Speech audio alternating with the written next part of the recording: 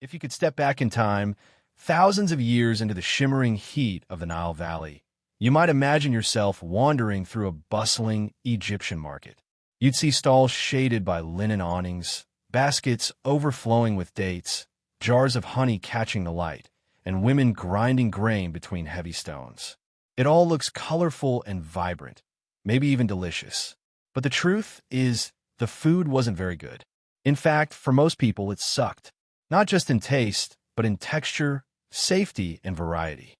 And as you'll find out, living in ancient Egypt might have meant spending most of your life eating the same thing, day after day, with the occasional gritty crunch of sand in every bite.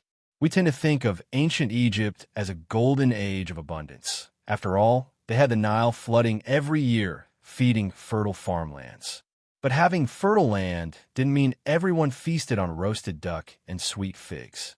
For most people, food was a matter of survival, not enjoyment. And the diet, while it kept people alive, came with problems that we, in our modern kitchens, might find unbearable. Imagine bread so coarse it slowly ground down your teeth. Imagine drinking beer that was more like a warm, lumpy porridge than the crisp, cold pint you know today. Imagine almost never tasting something salty and never biting into something spicy. That was the reality. But here's the strange thing. The Egyptians didn't see it that way. They lived in a world where their food wasn't just about hunger. It was tied to religion, politics, and the rhythm of the Nile itself.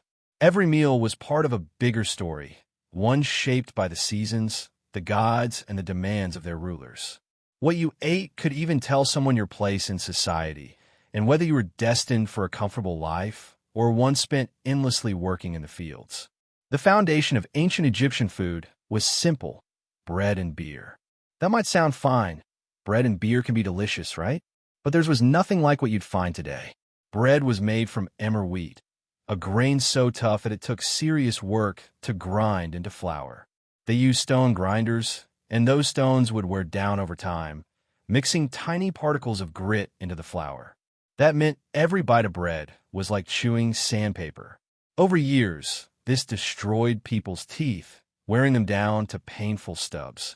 Dental problems were so common that archaeologists have found mummies with abscesses, infections, and missing teeth from nothing more than a lifetime of chewing on bad bread. And then there was the beer. It wasn't the smooth, bubbly drink we imagine. It was thick, cloudy, and full of floating bits of grain.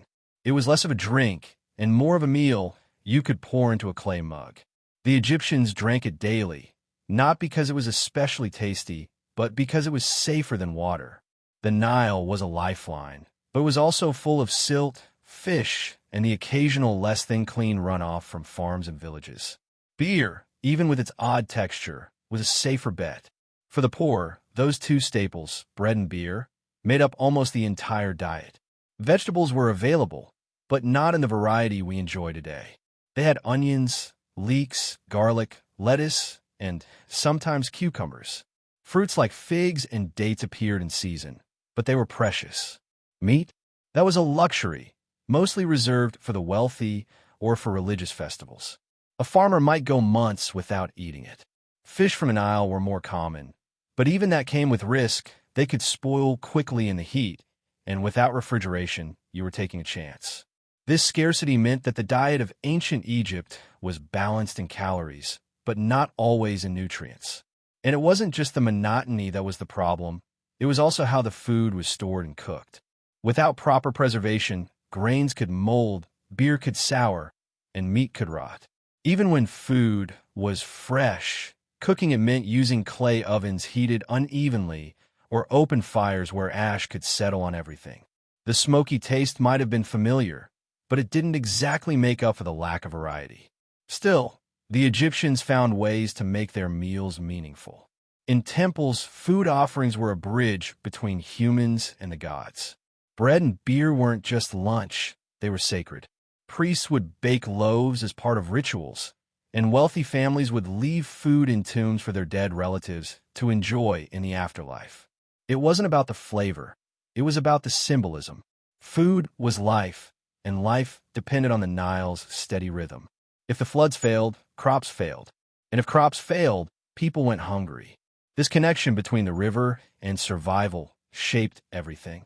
The annual flood was like the heartbeat of the land. In good years, the fields were blanketed with rich, black silt, perfect for planting.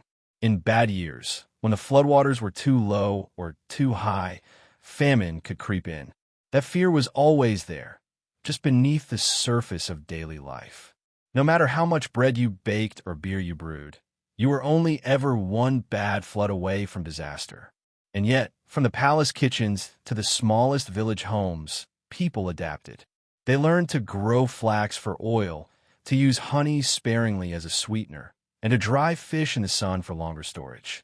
The rich could import delicacies, rare spices from distant lands, sweet wine from the Levant. But for the majority, the same humble meals kept the population alive for centuries. It wasn't glamorous, but it worked, at least most of the time. When you look at the ruins of ancient Egypt today, the towering temples, the golden treasures of pharaohs, the intricate carvings on stone walls, it's easy to imagine a world of constant abundance. But those monuments were built by people whose diets were far more humble than the grandeur around them. The laborers who dragged massive limestone blocks across the desert were fueled by bread, beer, and maybe a few onions, not feasts of roasted lamb and wine.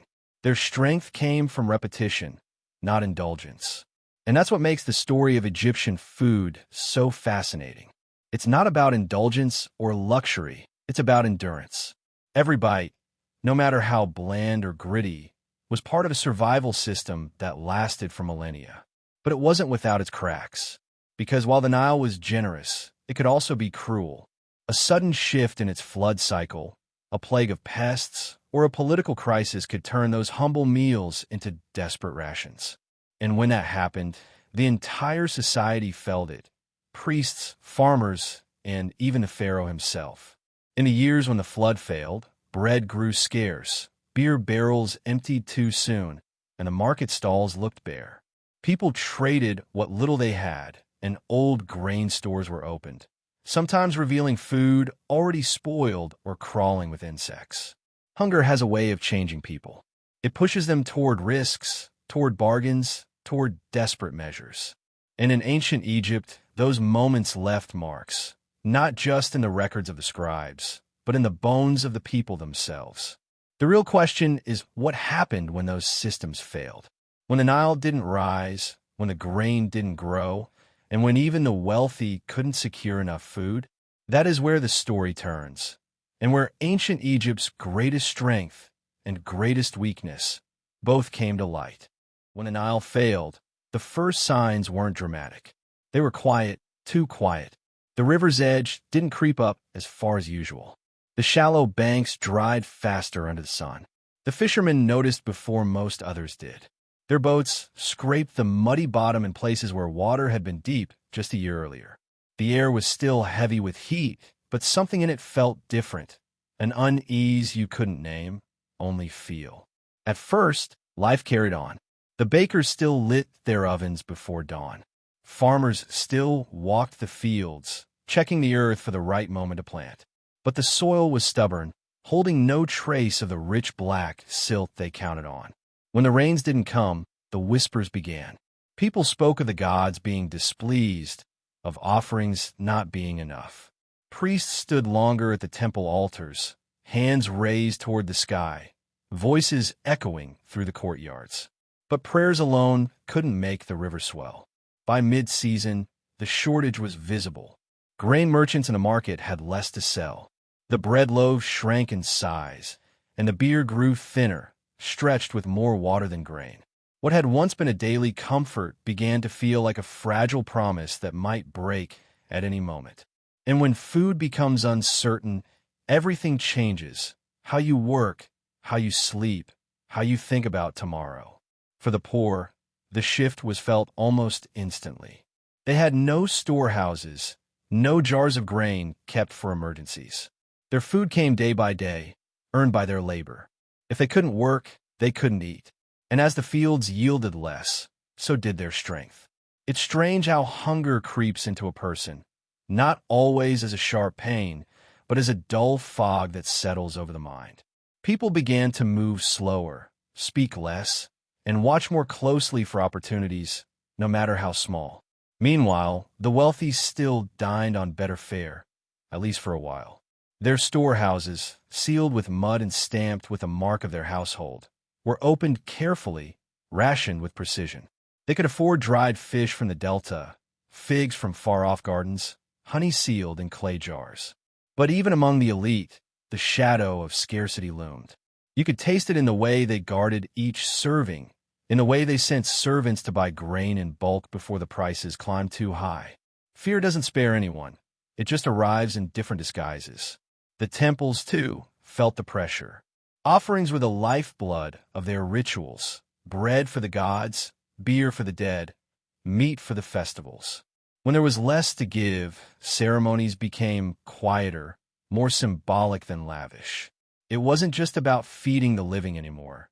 It was about keeping the divine balance from slipping further. After all, if the gods abandoned the land, what would become of Egypt? Still, life didn't collapse overnight. People adapted.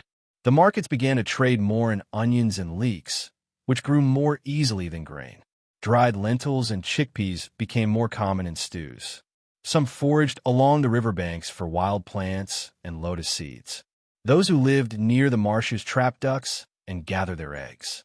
Creativity often grows where scarcity forces it. But scarcity also breeds conflict. Grain, once measured out generously for workers, was now locked away behind guarded doors. Farmers tried to keep back small portions from the harvest, hiding it in clay jars buried in the floor of their homes. The state scribes, who oversaw tax collection, grew stricter, inspecting every field and granary. To the authorities, grain wasn't just food, it was power. Whoever controlled it controlled the people. And so, in the background of daily life, a quiet tension built. People didn't speak of it openly, but they felt it in their bones. The Nile, which had always been a friend, had turned uncertain. The gods, who had always been generous, now seemed distant. And the land, which had fed them for generations, felt less forgiving. If you looked closely, you could see the change in the faces around you. The bread sellers in the market no longer called out cheerfully to customers. They sat, arms folded, watching for anyone who might take more than they paid for. Mothers cut loaves into thinner slices for their children, saving the rest for later. Men came home from the fields earlier, not because the work was done, but because the soil refused to yield. In the evenings, the streets were quieter. Without feasts, without festivals in full swing, there was less reason to gather. Families stayed close to home, eating in silence, the sound of chewing louder than the conversation. And in that silence, thoughts turned to what might happen if the next flood failed too. You see, in ancient Egypt, food was never just food. It was stability, identity, and faith rolled into one. When bread was plentiful, so was trust in the system. But when the bread shrank and the beer thinned, trust began to fray. A people who had endured for centuries knew the pattern well. Too many bad floods in a row, and everything, from politics to belief, could start to crumble. And yet, there was also resilience in that knowledge. The elders remembered hard years before, and they spoke quietly to the young about how to stretch food, how to keep a household together when supplies ran low. They knew that the Nile had a rhythm, that it could return to its generosity just as suddenly as it had withdrawn it. They told stories of seasons when the river roared higher than the banks, when the harvest was so rich that grain spilled over storage jars. These memories weren't just comfort, they were a kind of survival, too. But in this particular year, as the heat deepened and the water stayed low, even hope felt rationed. There was still food, yes, but less of it, and what remained was guarded carefully. The promise of an Nile had cracked, and though no one could say it aloud, everyone felt the same question gnawing at the edges of their thoughts. What if this wasn't just a bad year? What if the river's gift was gone for longer than anyone could endure? One evening, as the sun dipped behind the palms and the air cooled just enough to be bearable, a scribe named Nebit walked home from the granaries. She carried her wax tablet tucked under her arm, the day's grain records scratched across its surface. She had counted every sack, weighed every portion, and still she knew there was less than the officials wanted to admit. She passed by the market stalls, saw the thin loaves, the jars of beer that looked more watery than ever, and felt a heaviness settle over her. She knew the numbers. She knew how long they could last. Somewhere along the riverbank, a fisherman pulled in his net, shaking his head at the meager catch. A woman bent over in a garden, pulling weeds that seemed to grow faster than the crops. And across the city, in the great temple, priests lit lamps before the god's statue, their voices rising in prayer, asking for the flood to come. But the river flowed on, calm and low, as if it hadn't heard them at all. And in that quiet flow, the seeds of Egypt's next great trial were already being sown. The weeks passed, and the heat stayed heavy over the Nile Valley. Dust settled in the streets, clinging to skin, to linen clothes, even to the baskets of grain that now seemed smaller every time they changed hands. People tried to tell themselves it was just another dry season, that the next flood would come as it always had. But in the quiet spaces between work and sleep, the truth pressed in. Something felt different this time. In the poorer neighborhoods, families began to share meals with their neighbors, not out of generosity alone, but because pooling food meant fewer empty plates. A single pot of lentil stew might feed 3 households if everyone brought a little something to add. It wasn't much, but there was comfort in eating together. Stories were told to keep spirits from sinking, and sometimes the laughter sounded almost real. Almost. In the wealthier parts of the city, things looked unchanged at first glance. The courtyards were still swept clean, the jars still lined up neatly along storeroom walls. But if you watched closely, you'd see the careful measuring, the way servants poured oil more slowly, counted dates before placing them in a bowl. The fear that gripped the poor had begun to move quietly into these houses too, though it was dressed in silk and hidden behind polite conversation. Nebbit, the scribe, noticed it most in the granaries. Every morning, she walked the rows of storage bins, stylus in hand, marking down what came in and what went out.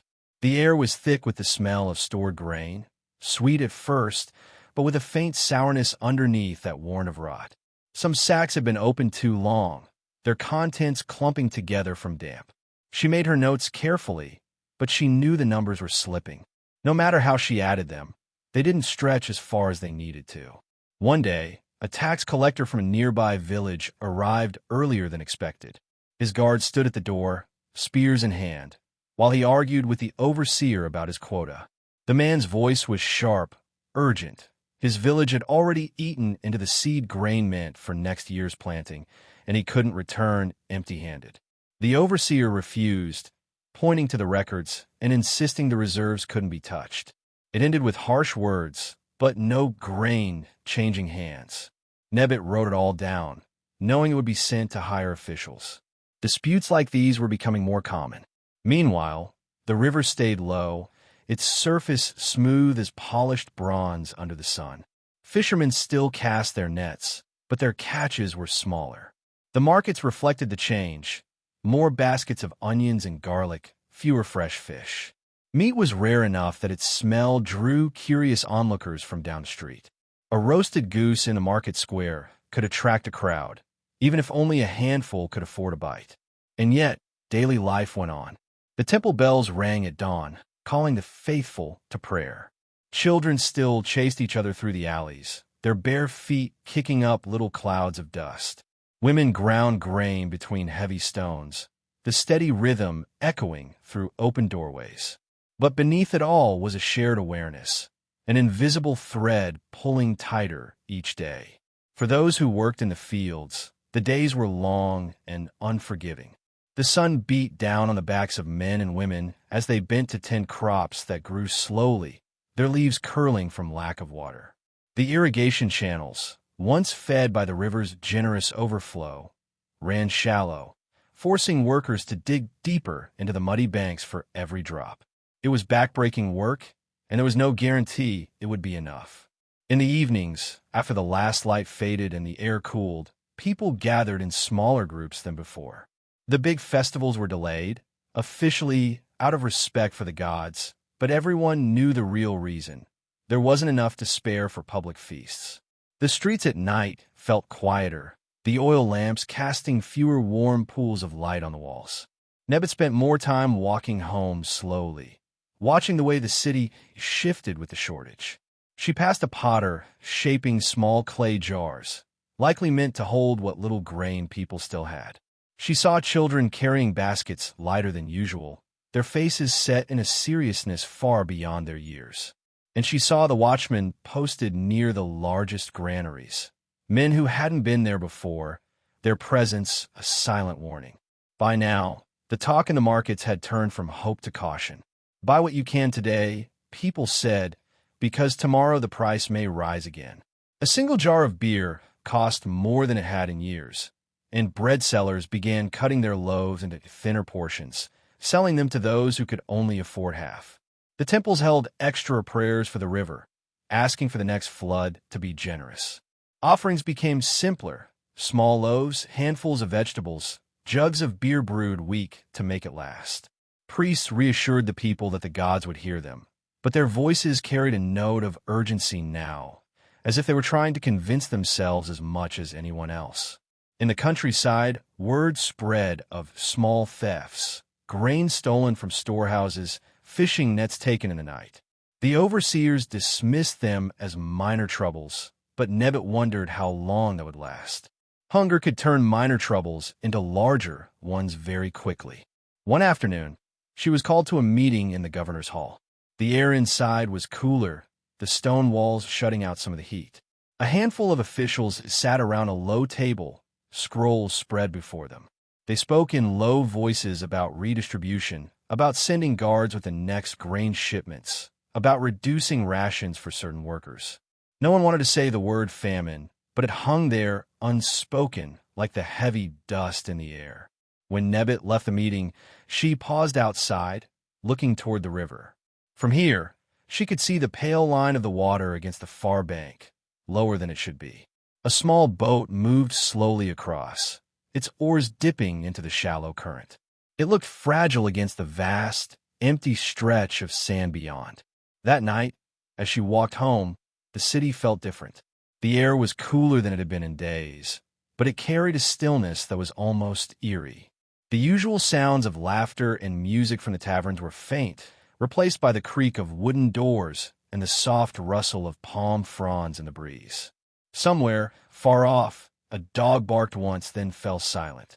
Nebbit thought of the tall granaries, their walls thick with mud and brick, their contents guarded like treasure. She thought of the scribes, the priests, the farmers, the fishermen, all of them tied to the same uncertain river. And she thought of the question no one wanted to ask out loud. What would happen if the next flood never came? The Nile had been Egypt's greatest gift for as long as anyone could remember. But it was also a reminder that all life here rested on something fragile, something that could change without warning. And in the deepening quiet of that night, it felt as if the river's choice was still being made. The days began to blend together, each one marked by the same pale light over the river in the morning and the same slow, sinking sun in the evening. It was the kind of routine that made time feel heavy, like it was moving forward but dragging its feet. People still worked, still traded, still cooked their evening meals, but there was a weight behind every action now, as if each task carried the question of whether there would be enough tomorrow. In the markets, the change was visible. The wooden tables that once held heaps of fresh bread now displayed smaller piles, each loaf shaped with more care, as if its value had doubled overnight. Beer jars were filled just below the rim, not to spill, but also not to give more than necessary. Shoppers moved slower, pausing longer before making a purchase, their eyes flicking from stall to stall in search of the best price. It was in small moments that the tension showed itself. A man arguing over the weight of a loaf, his voice too sharp for such a simple dispute. A woman clutching her basket tightly as someone brushed past her. Children sent home from the market empty-handed, told to wait until the next delivery of grain came in. None of these things were new in Egypt's long history, but they felt different now, less like isolated troubles, more like the start of something larger. Nebbit noticed it on her walks home from the granaries. She had begun taking different routes, partly to avoid the busier market streets, and partly to see how the neighborhoods were faring. In some areas, cooking smells still drifted from courtyards, lentils simmering with onions, bread baking over coals. But in others, the air was empty of food's warmth. She saw people eating in silence, their portions small, their eyes fixed on the bowls in front of them as if measuring each bite. At the granaries themselves, the changes were even more stark. The guards now worked in shifts around the clock, their spears propped against the walls as they stood at the gates. The great wooden doors that had once been opened freely for deliveries now creaked open only for the official measure, then shut quickly again. Nebit's job, counting, recording, tracking, felt heavier each day. She no longer wrote numbers without thinking. She wrote them knowing that each one represented a day's survival for someone. One afternoon, as she was finishing her notes, she overheard two overseers speaking quietly near the grain bins. "We'll have to cut rations again," one said. "Better to do it now than wait until the stores are truly low." The other disagreed. Cutting too soon would cause unrest, and unrest was harder to control than hunger.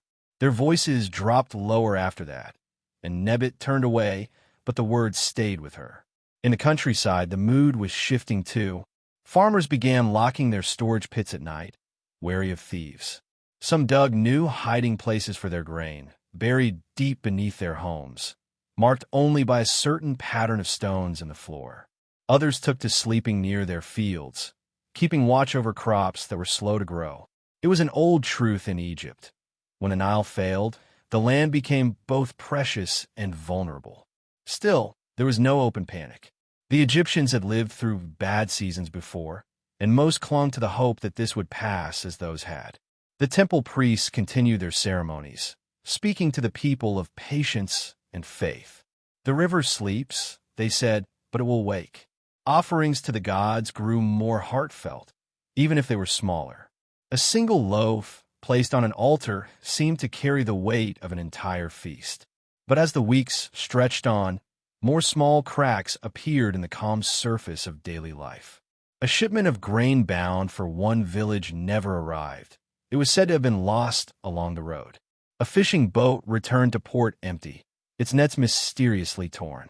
At night, some households kept lamps burning later than usual, a quiet sign that someone inside was keeping watch. Nebit found herself thinking more often about the numbers in her records. She knew how much was stored in the granaries, how much was owed to the temples, how much went to the workers. And she knew that if the river did not rise again soon, those numbers would no longer be enough to keep everything in balance. The memory of past shortages was woven into Egypt's history, but that did little to soften the edges of the present. One evening, she stopped on the bridge that crossed a narrow channel leading to the river. The water beneath was slow and shallow, dotted with reeds. In the distance, she could see the last glow of the sun fading behind the palm trees. A fisherman pulled his boat along the channel, his movements unhurried but heavy, as if even the river itself had grown tired. As she stood there, a group of men passed behind her, speaking in low tones. She caught only a few words: grain, guards, temple. Their steps quickened as they moved away, leaving her with the uneasy sense that things were beginning to move beneath the surface, just out of sight. The next morning, the market was unusually crowded. A rumor had spread that a shipment of grain from the south was arriving. People gathered near the main road, baskets in hand, waiting for the carts. But when the grain finally appeared, it was guarded by twice the usual number of men. They drove the cart straight to the largest granary, bypassing the market entirely. The crowd followed for a time, voices rising in frustration, but the gates closed before anyone could get close. That day, whispers of unfair distribution began to spread. Some said the temples were keeping too much for themselves. Others believed the governor's officials were selling grain in secret to the wealthy.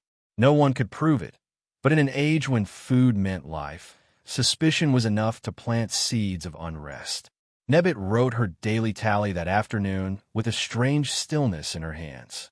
She knew the grain was there. She had counted it herself, but she also knew it was not reaching everyone who needed it. Numbers on a wax tablet did not feed a family. And as she walked home, The air felt heavier than it had in weeks. The Nile glimmered in the distance, its surface calm, betraying nothing. But to those who depended on it, that calm felt less like peace and more like a warning, as if the river was holding back its answer to their prayers for just a little longer. And somewhere in that long, waiting silence, the first true cracks in Egypt's calm were beginning to open. The Nile had always been the measure of life in Egypt. Its yearly flood was so dependable that entire calendars were built around it. The rising waters marked not only the start of the planting season, but the renewal of life itself.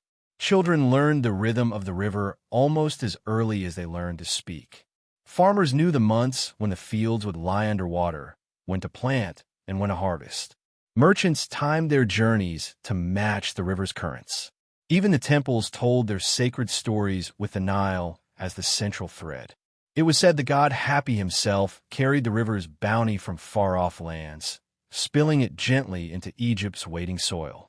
But this perfect rhythm was not invincible. Old records, carved into temple walls and scratched into papyrus, spoke of years when the floods came too late, or too early, or not at all. In those years, the land suffered. The farmers were forced to plant in dry earth, the seeds lying dormant until they rotted in the ground. People remembered those years with a shiver, even generations later. They told stories of lean times when bread was baked with more husk than flour, when beer was brewed so thin it tasted like river water, and when the wealthy guarded their storehouses like fortresses. This year was starting to look like one of those years. No one said it openly at first. Egyptians were careful about such talk, knowing it could stir unease, but the signs were there. The low river, the thin harvest, the guarded grain carts. Even the temple ceremonies had taken on a sharper tone, the priests' voices carrying an urgency that hinted at worry beneath their calm. Nebet had grown up hearing her grandmother's stories of a bad season long before her birth. Her grandmother had been a child then, old enough to remember the smell of moldy grain, the long walks to distant villages in search of food, and the way the markets had grown quiet. It was not the hunger that scared us most, her grandmother had once said. It was the silence. People stopped laughing. They stopped talking in the streets. It felt like the land itself had gone still. That memory had always stayed with Nebet, though she had never truly understood it, until now. Walking through the streets after her work in the granaries, she noticed that same stillness settling in. People still spoke, but in hushed tones. The market sellers still called out their prices, but their voices lacked their usual energy. Even the river, flowing calmly under the heat, seemed too quiet, as though it were holding something back. In the villages beyond the city, the changes were more obvious.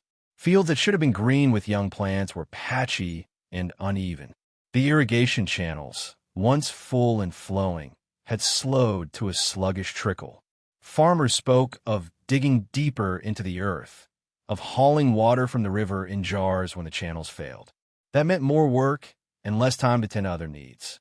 The shortage didn't affect everyone equally. In the grand houses of the city, the wealthy still ate well, at least for now. Their meals might not be as lavish as before, but there was bread on the table, vegetables in the bowls, and jars of beer in the storerooms. For the poor, however, the change was felt with every meal. Bread became smaller, stew thinner, beer stretched with water until it barely resembled the drink they knew. The difference between classes was always there, but in times like these, it became impossible to ignore. And yet, it was not only hunger that troubled people. It was the question of why. The Nile had failed before, yes, but always for reasons that seemed natural. This year, some wondered if the gods were displeased. Others whispered about the officials in the capital, suggesting that the problem wasn't only the river's fault. Perhaps grain was being hoarded in secret. Perhaps the temples were storing more for themselves than they admitted. Perhaps the wealthy had found a way to buy more than their share. Nebet had no proof of any of this, but she could not ignore the pattern she saw. The grain entering the city's main storehouses was accounted for in her records, yet somehow less reached the smaller granaries that serve the outer neighborhoods. Shipments that should have been divided evenly between districts often seemed to favor certain areas over others. Was it favoritism? Corruption? or just the chaos of a year when everything was harder to manage? She didn't know, but she had started keeping a second set of notes for herself, just in case the official numbers told less than the whole story. The priests, for their part, reminded the people that faith and patience were needed. They organized processions to the river's edge, singing hymns to Happy, offering bread, beer, and flowers to the water. People knelt and touched the surface, hoping their prayers would be carried upstream to wherever the god resided. Nebbit attended one such procession, standing at the back of the crowd. The chants rose and fell like the river's own rhythm, and for a moment she felt almost certain the flood would return. But when the ceremony ended and the crowd dispersed, the river was still the same, calm, low, and silent. In the following days, the mood in the city shifted again. Merchants raised their prices, saying they had to travel farther to get supplies. Some blamed the fishermen, claiming they were selling their best catches to private buyers instead of bringing them to the market. Others blamed the governor's men, accusing them of keeping grain for themselves. No one knew the truth, but everyone seemed to have a story. At night, the city felt different. Oil lamps flickered in doorways, casting long shadows across the streets. People moved quietly, as if not wanting to be seen carrying food home. The laughter from taverns was rarer, replaced by quiet conversation. The sense of community that had always been strong in Egypt was still there, but it was changing, growing cautious, guarded. Nebbit began to notice familiar faces disappearing from the markets. A baker she had known for years closed his stall, saying he could not get enough grain to keep working. A fisherman she often bought from left for the delta, hoping the waters there were richer. Even some of the smaller temples began locking their gates outside of ceremony hours, perhaps to protect their own stores of offerings. Still, there were moments of resilience. A group of women in Nebbit's neighborhood began baking bread together, sharing what flour they had so that no one would go without entirely. Farmers in one village dug a new channel from the river, working day and night to bring water to their fields. Families began to grow herbs and small vegetables in clay pots on rooftops and courtyards. These were small acts, but they carried a quiet strength, the kind that had allowed Egypt to endure through hard years before. Yet Nebbit couldn't shake the feeling that this year was different. The shortages felt sharper, the distrust deeper. And in the stillness of the river, she sensed something else, something she couldn't name, but which seemed to pull at the edges of daily life. The Nile had always been the heart of Egypt, steady and life-giving. But now, it felt as if the heart was beating slower, and no one knew how to make it quicken again. She thought often of her grandmother's words about the silence. It was here now, wrapping itself around the city, settling into the spaces between people's words.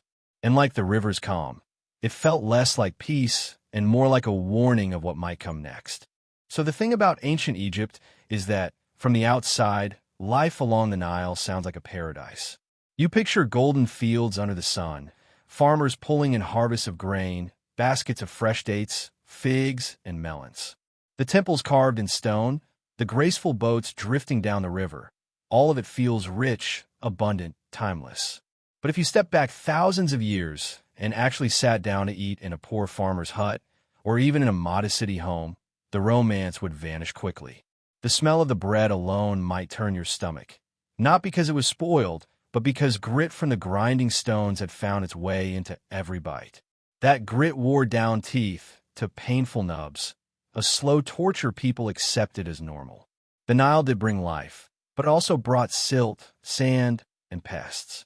Floods gave fertile soil, yes, but they also left behind little hitchhikers, worms, parasites, and diseases that lived in the water and sometimes in the food. People relied heavily on bread and beer, both made from barley and emmer wheat, but these staples weren't the soft, fluffy loaves you imagine. They were dense, heavy, and often tasted faintly sour. Beer was more of a thick, gritty porridge than the drink we know today. It was calorie-rich and hydrating in a hot climate, but not exactly the drink of dreams. And then there were the insects. Flies were everywhere, especially near food. People waved them off constantly, but they still ended up in stews or stuck to honey. The dry climate helped preserve grain, but once it was stored, it could still become home to weevils and beetles. Ancient Egyptians learned to sift them out before grinding the flour, but there was no perfect way to keep pests out entirely. It's hard to picture a feast when you know a plate might have been shared with something still crawling. The wealthy, of course, fared better. Nobles and priests could afford to have their bread made from finer flour, sifted multiple times. They had fresh fish from the Nile, cuts of meat from cattle, sheep, and goats, and vegetables like onions, leeks, and garlic in abundance. But even for them, food preservation was limited. Meat spoiled quickly in the heat unless it was salted or dried. Fish had to be eaten the day it was caught or heavily salted to last. Fresh fruit and vegetables were seasonal, and even the grandest households lived with the same sand-in-the-bread problem as everyone else. Still, there's something about the way the people wrote about their meals that's strange. On tomb walls, we see endless carvings of banquets, roasted geese, towering piles of bread, baskets of grapes, as if food was central to the afterlife. And maybe that's the point. In real life, food was work. It was grinding grain day after day, kneading dough until your arms ached, and cooking over smoky fires that left everything tasting faintly of ash. But in the afterlife, food was imagined as perfect and endless. No grit, no pests, no bad seasons. Just abundance forever. It's in this space between reality and how people wanted to remember it that you start to sense something deeper. You begin to wonder whether the rich carvings on tomb walls were just decoration or if they were a kind of wish. Maybe the dead were leaving instructions to the gods. This is what I want waiting for me when I cross over. It's not so different from us taking a perfect photo of a meal for social media, even if it didn't taste as good as it looked. But even this perfect picture has its cracks. Archaeologists have studied human remains from ancient Egypt, and the bones tell a story that the wall paintings don't. Many skeletons show signs of malnutrition. Even among those buried in expensive tombs, there are signs of anemia, joint disease, and dental decay from years of eating the same starchy diet. Some bodies still had sand embedded in their teeth, even in death. You can't carve that into a wall and make it look pretty. The Nile was their lifeline, but it was also a single point of failure. When the floods were good, food was plentiful, and the people could even store grain for the future. When the floods were poor, famine loomed. Everyone, from the lowest laborer to the highest official, was at the mercy of the river. And famine wasn't just about hunger. It brought political unrest, theft, and desperation. The temples could store grain for emergencies, but the priests decided how it was distributed, and not everyone was lucky enough to receive it. Imagine standing on a riverbank one year, looking out at a thin trickle of water where there should be a flood. The air is heavy with heat, and farmers speak in low voices about what they'll do if the crops fail. The wealthy might buy food brought in from other regions, but the poor? They make their bread from whatever they could grind, acacia seeds, lotus roots, anything that could be mashed into a paste. That bread would be hard, bitter, and barely enough to fill a belly. Still, it wasn't all bleak. There were moments of joy tied to food, moments that broke through the hard work and monotony. Harvest time could feel like a festival, with music, beer, and shared meals. Children would run through the fields, stealing grapes or dates before they were loaded into baskets. Fishermen sang while casting their nets. Bakers joked with one another in the heat of their ovens. Even in a world where food could be rough, mealtime could still bring people together. But there's a question that lingers, one that historians still puzzle over. If food was often hard, gritty, or infested, why do the records show so much pride in it? Why are there so many recipes carved in stone, so many offerings left in tombs? Was it love for the food itself, or was it about the meaning behind it, survival, family, and tradition? It's a question you can't answer with a simple list of ingredients. The more you dig into the daily meals of ancient Egypt, the more you feel the push and pull between necessity and desire. They ate what they had, but they dreamed of more. They celebrated the food they could make, but they built an entire afterlife around the food they couldn't have in reality.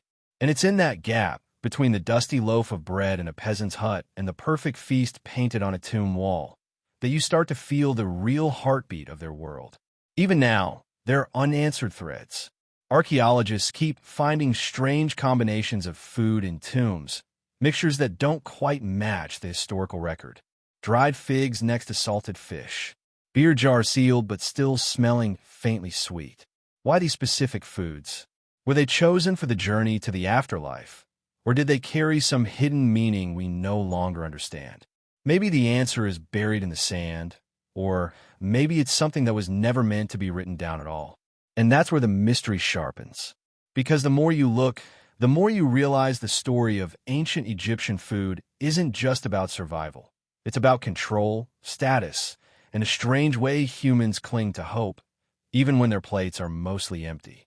Somewhere out there, in the ruins along the Nile, the clues are still waiting. But for now, all we can do is imagine what that first bite of afterlife bread would taste like, and wonder whether it would finally be free of grit.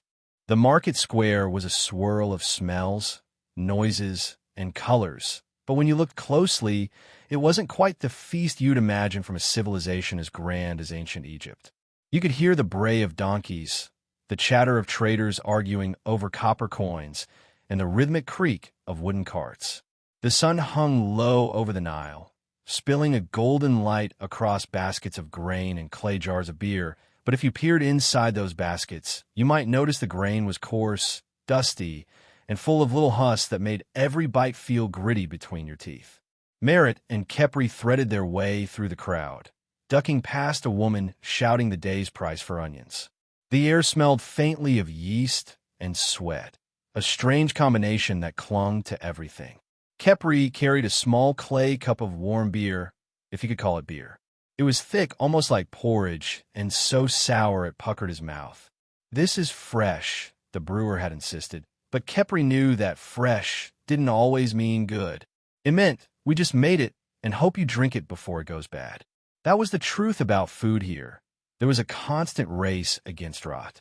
The heat, the flooding seasons, and the storage methods meant that nothing lasted long. Even bread, the staple of their diet, came with a risk. You could slice into a loaf and find mold growing inside, hidden beneath the crust. But bread was bread, and people ate it anyway, washing it down with beer and hoping their stomachs could handle it.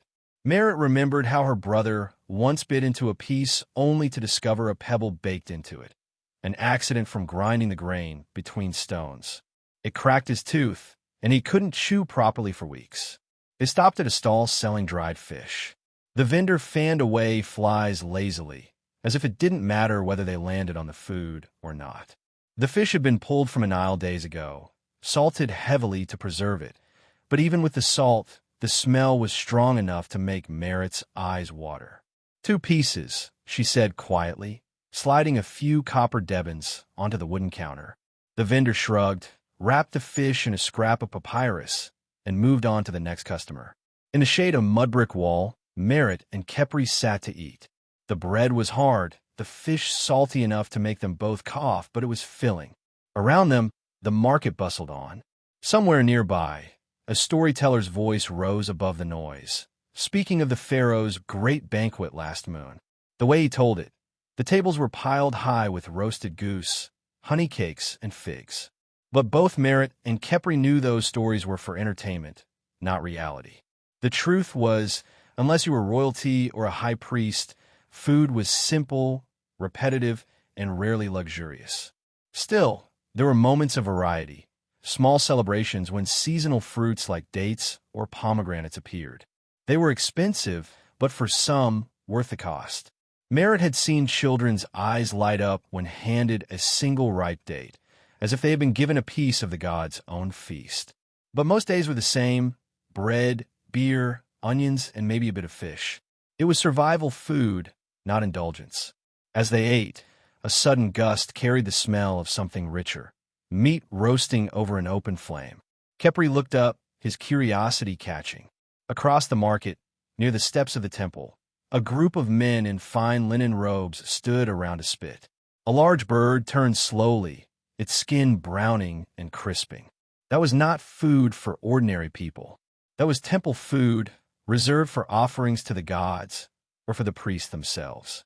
Sometimes, after the rituals, scraps might be given to favored workers, but most people would only smell it from a distance. Merritt lowered her gaze, not wanting to draw attention. She knew how tempting it was to hope for a taste of something so rare, but such hopes usually ended in disappointment. They finished their meal in silence, the sound of the roasting meat taunting them from across the square. Later, as they walked home along the riverbank, the sky deepened to the warm pink of evening. Boats drifted lazily along the Nile, their sails catching the last light. Farmers stood ankle-deep in mud, pulling up bundles of leeks and lotuses. These were foods they'd see on their own table, not just the tables of the rich. Yet even here, close to the source, the quality was not perfect. River plants carried the taste of silt, and without fresh herbs or spices, most dishes blended into the same dull flavor. Khepri kicked at a loose stone on the path. "Do you think it was ever better?" he asked. "Do you think our grandparents ate differently?" Merritt thought of her grandmother's stories. How in her youth, the floods were kinder, the grain harvests larger. There were no tales of banquets, but there was a quiet pride in those memories, as if the food tasted better simply because there was more of it. Yet lately, the floods had been unpredictable, and when the Nile failed to rise enough, the harvest suffered. That meant thinner bread, more watery beer, and fish that cost more than it used to. People didn't starve, not outright, but no one left the table feeling satisfied. It was as if the land itself was withholding its generosity. They reached their small courtyard house just as night fell. The air cooled, carrying the distant sound of music from a nearby celebration. Somewhere, someone was feasting. Inside their own home, the meal was already laid out. Another loaf of coarse bread, a jar of beer, and a small dish of lentils cooked until they lost their shape. It was food, enough to fill them, but nothing that would make a poet sing. Merritt tore the bread into pieces, dipping it into the lentils.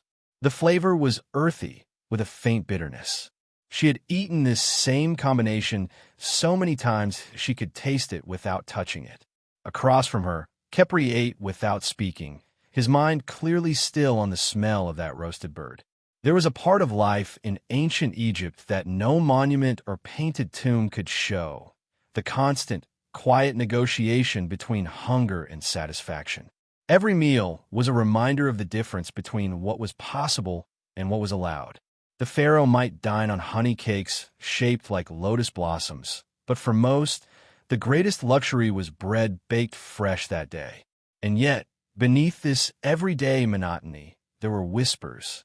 Whispers of a shipment of spices coming from far to the south, of a new grain that cooks claimed was softer and sweeter, of a trader who promised he could bring in fruit from lands beyond the desert. Most dismissed these as gossip, dreams too far from reach. But for a few, the possibility of something different was enough to keep them listening. What Merritt didn't know yet, what no one in her little corner of the Nile knew, was that one of those whispers was about to become real. And with it, the question of what they ate and why it was so poor would take on a meaning far beyond the taste of bread and beer. The further you look into the food habits of ancient Egypt, the more you start to notice a strange contradiction. On the surface, the civilization seems like it should have been a paradise for eating. The Nile brought floods, which brought fertile soil, which should have meant lush crops and abundant harvests. The land itself was often called the gift of the Nile, a name that suggests richness and generosity. Yet behind a romantic image of golden wheat swaying under the desert sun, there was a harsher reality that most ancient Egyptians quietly lived with, a reality that rarely makes it into the glamorous wall paintings or tourist brochures. It was a reality of grit in your teeth, stale bread, and meals that were more about survival than pleasure. Life in the villages along the Nile was ruled by cycles of planting, growing, and harvesting. Everything revolved around the river's moods. A good flood could mean just enough grain to get through the year. A bad one meant hunger. Most of the people living here were farmers or laborers, bending under the heat day after day. The irony was that even in good years, the food wasn't exactly something to look forward to. Bread, beer, and onions made up the backbone of most diets. Bread especially was everything: breakfast, lunch, and dinner, but it wasn't the soft, fluffy kind we know today. It was dense, coarse, and filled with bits of sand and tiny stones from the grinding process. Every bite slowly wore down people's teeth, leaving even young adults with dental pain that could last a lifetime. Of course, the wealthy could eat better. Nobles and high priests might have honey, fresh fruit, meat, and even exotic imports brought up the river from far-off lands. But this was the rare privilege of a tiny few. For the rest, a rare piece of fish or a bit of goat meat was a luxury, something to remember and talk about for weeks afterward. Most meals were simple and repetitive. Grain for bread, barley for beer, maybe lentils or chickpeas boiled into a stew. If you were lucky, you had a few dates or figs on the side. This monotony might have been tolerable if the bread had been delicious, but even that was tough to love. It was heavy, sometimes sour, and almost always full of grit from the grinding stones. Yet even within these limits, food was deeply woven into daily life, into rituals, into the rhythm of the seasons. Harvest time was exhausting but carried its own sense of relief. The whole community worked together to gather the wheat before the river rose again. People sang work songs, children played in the dust, and neighbors shared jugs of freshly brewed beer to make the hours pass. The beer itself was nothing like the clear, crisp drink people imagine today. It was thick, cloudy, and more like a liquid bread. But it gave energy, and it kept people hydrated in the hot sun, which made it a vital part of surviving the Egyptian climate. Still, survival wasn't the only challenge. There was a constant undercurrent of fear. What if the river didn't flood enough next year? What if the pests came? What if a corrupt official took more grain than the household could spare for taxes? These worries weren't idle. They were rooted in the knowledge that hunger could come creeping quietly into the villages at any time. Families kept jars of grain stored high and sealed with clay. But even then, rats and insects could find their way in. And when the jars ran low, there was little anyone could do except wait for the next harvest and hope. There were also subtle differences in what people ate depending on where they lived. Villages closer to the river might have easier access to fish or wild birds, while those farther inland relied more on stored grain and whatever vegetables they could coax from their small gardens. In some areas, garlic and leeks were common seasonings. In others, dried herbs or salt were more available. But everywhere, bread and beer dominated the table. For travelers or traders passing through, the sameness of it all might have been surprising, even dull. But for the people who lived it, it was simply the way things were, a constant that grounded life in a world where the river and the weather decided so much. In the temples, offerings to the gods were piled high with bread, vegetables, and sometimes meat. But not all of it was fresh or even edible. Many of these offerings were symbolic, meant to show devotion rather than feed anyone. After the ceremonies, some of the food might be distributed to priests or temple workers, but much of it would be left to spoil or be eaten by animals. It was a strange contrast. Tables of abundance in sacred spaces and plain, repetitive meals in the homes outside. Even festivals, which were supposed to be times of celebration, often revealed this gap. The wealthier citizens might host great feasts with music, roasted meat, wine, and sweet pastries made with honey.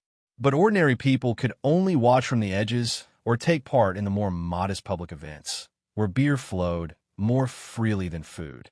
The excitement of the festival might temporarily ease the monotony of their diet, but it rarely changed it for long. This gap between image and reality is what makes ancient Egyptian food history so quietly fascinating. The art, the inscriptions, the carefully carved scenes on tomb walls. They tell one story, full of beauty and plenty. But the bones of ordinary people tell another. When archaeologists study them, they find worn-down teeth, signs of malnutrition, and the damage caused by years of chewing gritty bread. They find that most people lived on the edge, always balancing between having just enough and having too little. And yet, there's still something oddly comforting about imagining these people gathered in the shade at midday, passing around a jug of beer, tearing pieces from a shared loaf, talking about the flood, the crops, the coming season. The food may have been rough, but the act of eating together was a thread that tied families and communities together across centuries. Meals were a daily ritual, a moment of connection in a world that could be unpredictable and unforgiving. Still, in that connection lay a quiet tension, because everyone knew it could be broken at any moment. One bad season, one greedy official, one failed harvest, and the bread and beer could run out. In that moment, even the simple comfort of the same gritty loaf would be missed. And perhaps that is why, beneath the calm surface of ancient Egyptian life, there was always an unspoken fear that no painting, no temple inscription could completely hide. The heat of the afternoon clung to the fields, pressing against the backs of the farmers as they bent low over the soil. Flies swirled lazily in the air, drawn by the smell of damp earth and sweat. The Nile shimmered in the distance, the slow-moving water hiding the quiet truth everyone knew but didn't want to say aloud. This year's harvest would be poor. The stalks were thin, their heads lighter than they should have been.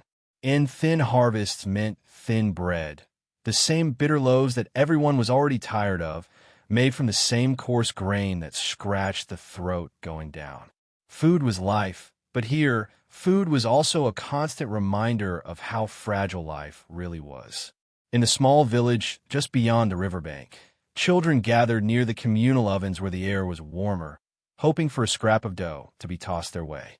The women kneaded and shaped the loaves, their fingers moving quickly, but their eyes carried a quiet resignation. They knew these loaves would fill stomachs, but not bring joy. It wasn't just the taste that was lacking, it was the sameness day after day, year after year. Barley bread, onions, a few vegetables if the gods were kind, maybe a handful of dates if someone had connections. Meat was rare enough to be almost mythical, save for festivals or sacrifices. People didn't eat for pleasure. They ate to survive, and even survival felt like a thin rope stretched over deep water. Old Marin, the village's most experienced fisherman, sat on the edge of a low wall, repairing his nets. His hands were cracked and calloused, his eyes pale from years of squinting into the sun. He had stories about the river, about years when the fish seemed endless, about the taste of a fresh catch grilled over hot stones. But now, the nets came back lighter each season, and the fish that did bite were often too small to bother with. "It's the river," he would mutter to anyone who listened. "It's changing." No one argued. They could all feel it too, though none could name exactly what was wrong. The scribe, a thin man named Hapu, had a different perspective. He spent his days recording grain tallies and food distributions for the local overseer, a man whose own table was always full. Hapu saw the ledgers. He knew that what came in from the fields was barely enough to meet the quotas demanded by the officials. The rest went up the chain, filling storerooms in the city or feeding the soldiers who guarded the borders. Hapu didn't have the power to change it, but each line he wrote in careful ink felt heavier than the last. He wondered how long before the numbers told a story no one could ignore. At night, the conversations around cooking fires grew quieter. People whispered about shortages, about the bad taste of the bread this year, about the strange smell in the water. Some blamed the weather, others muttered about angered gods, but a few, usually the older ones, spoke of cycles. "It has happened before," one old woman told her daughter, "and it will happen again. The river gives, and the river takes." But that didn't make it easier to chew the hard bread or drink the brackish water. One afternoon, a stranger arrived in the village. He came from the north, wearing travel-worn linen and carrying a small pack. He spoke little at first, but his eyes took in everything: the fields, the ovens, the empty baskets near the well. His name was Panefer, and he claimed to be passing through on his way to Thebes. But something in the way he lingered made it clear he was looking for more than directions. He asked questions that made the farmers shift uncomfortably. How much grain had been collected? Were there storerooms nearby? Did the officials take more than before? Some answered carefully. Others pretended not to hear. Outsiders asking about food were rarely just curious. Hopwa noticed him too. One evening, he found Panefer sitting alone by the riverbank, staring at the water as if trying to read it. They spoke quietly, exchanging small bits of information, each weighing the other's trust. Ponefer mentioned rumors, villages farther south struggling with the same shortages, traders charging higher prices for simple goods, and whispers of grain disappearing before it could reach the people. Hapu felt a chill, though the night was warm. If what Ponefer said was true, their village wasn't just unlucky, it was part of something larger. The days passed, and the tension grew thicker than the heat. The children complained more about their meals. The fishermen spent longer hours on the river for smaller catches, and the fields looked weaker under the blazing sun. But no one wanted to be the first to say the word famine. It was a word that carried weight, a word that once spoken could not be taken back. Yet everyone could feel it, pressing at the edges of their thoughts like a shadow, waiting for nightfall. One evening, as the sun dipped low and painted the sky with the same dusty gold as the wheat, Ponefer stood near the well, speaking to a small group of villagers. His voice was calm, but there was something in his tone that made people lean in. "It is not just here," he said. "The shortage spreads. The food that should be on your tables is filling someone else's storerooms." His words hung in the air, and for a moment no one moved. Then a young farmer, his face darkened by sun and anger, asked the question that had been waiting in everyone's chest. "What do we do?" Ponefer did not answer right away. Instead, he glanced toward the overseer's house at the edge of the village, where lights still flickered in the windows and the smell of roasted meat drifted faintly on the wind. The contrast was too sharp to ignore. The villagers followed his gaze, and an unspoken thought passed among them, heavy and dangerous. They didn't know yet what would come of it. They didn't know if they even dared to act. But for the first time in months, there was something in the air other than heat and hunger. There was the first hint of a plan. The river flowed on in the darkness, its surface glinting in the moonlight, carrying secrets from village to village. Somewhere upstream, someone else was surely asking the same questions. And somewhere downstream, perhaps, the answers were already waiting. But for now, the people of this small riverside village sat in silence, each turning over the same uneasy thought. What happens when the bread runs out completely? The river winds through the land like a silver ribbon, catching the pale light of dawn and scattering it across the ripples. Villages along its banks are slowly waking, their people moving through the morning haze. Women stoop over grinding stones, their hands pushing and pulling in a rhythm so old that no one remembers when it began. The sound is soft but steady, a heartbeat of life in ancient Egypt. Yet in the background, there's always the low hum of hunger. Not starvation, at least not most of the time, but the dull, constant knowledge that the food is never quite as good as one might hope. Even in the shadow of the Great Pyramids, with the wealth of the Nile's waters all around, food in ancient Egypt was a careful balance between survival and disappointment. The bread that came out of their clay ovens was dense and gritty, sometimes full of sand or crushed stone from the millstones. Every bite could wear down a person's teeth over the years, leaving even the healthiest looking older than they were. People learned early to chew carefully, to tear at the bread with small bites, as if the food itself might bite back. This was a world where the seasons could be both friend and enemy. When the Nile flooded just right, the fields bloomed with wheat, barley, and flax. But when the flood was too high or too low, the crops suffered, and so did the people. In bad years, meals grew smaller, ingredients scarcer, and the luxury of taste was replaced by the necessity of filling one's stomach with whatever could be found. Even the wealthy, who could afford more variety, were never entirely free from the uncertainty of the land. The fishermen, whose boats glided along the calm river in the early light, were among the first to notice the changes in the water. Some years the fish were abundant. Fresh tilapia, catfish, and perch could feed entire communities. Other years, the nets came up light, the river feeling strangely empty. In those times, dried fish from previous catches became more valuable, even if its flavor was sharp and salty, a far cry from the freshness people craved. Behind these daily struggles were the quiet, unseen battles. The scribes in the temple kept meticulous records of harvests, flood heights, and grain storage. They knew, perhaps better than anyone, how fragile the balance was. But their duty was not to feed the people. It was to ensure the state and the gods were satisfied first. Taxes came in the form of grain, taken before most families even began to store their own supply. For the farmer, this meant the best of his harvest often went elsewhere, leaving him with whatever was left to feed his family. In the heart of the villages, children ran barefoot in the dust, laughing despite the lack of sweetness in their lives. Sweetness itself was a rare thing. Honey was treasured, and dates were a delight when in season. But for the most part, treats were simple and fleeting. Meals were more often bowls of lentils or stews thickened with onions and leeks, flavors that filled the air with a sharp but comforting smell. Even so, the variety of what they ate could be narrow. And then there were the workers, the men and women who labored on the great monuments, their hands blistered and their bodies aching by sunset.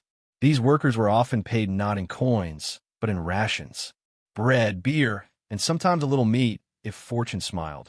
But the beer was thick and cloudy, more a liquid bread than the drink we think of today, and meat was a rarity. Days without it could stretch into weeks, even months. A laborer might dream of roast goose or grilled fish, but wake to find only another bowl of barley porridge. The priests, on the other hand, lived a different reality. In the cool halls of the temples, offerings to the gods were abundant: bread, wine, honey, fruits, and meats of all kinds. Not all of it was consumed in rituals. Much of it fed the priests themselves. This created a quiet divide between those who lived close to the gods and those who lived close to the soil.